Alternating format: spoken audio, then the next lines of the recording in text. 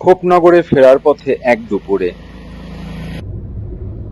নিজ গ্রাম থেকে ঢাকায় ফেরার পথে Hey নিজেই everyone, ড্রাইভ করছিলাম আমার গাড়িটি। good morning. হঠাৎ নজরে পড়ে চমৎকার একটি দৃশ্য। রাস্তার পাশে গাড়ি পার্ক করে দাঁড়িয়ে পড়লাম। আশেপাশে তাকিয়ে নিজেই নাম রাখলাম, খোপনগর। এখানে একসাথে বেশ কিছু দোকানঘর তৈরি হয়েছে, কারখানাও বলা যেতে পারে। মালিক অনেক হলেও কাজের ধরন সবার একই। দোকানিরা নিজ গ্রাম সহ যেখানেই পুরাতন কাঠের ঘর পায়,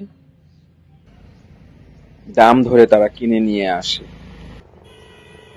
তারপর সেই ঘর খুলে কাঠ, রুয়া, চারা, মাকতা আলাদা করা হয়। তারপর সেই কাঠ দিয়ে তৈরি করা হয় ছোট বড় নানা রকম খোপ। হাঁস, মুরগি ও কবুতরের খোপ বানানো হয় এখানে। আশপাশের এলাকা সহ দূর দূরান্ত থেকে লোকজন এখানে এসে খোপ নিয়ে যায়। আমাদের কাছে মনে হয়েছে এটি একটি শিল্প।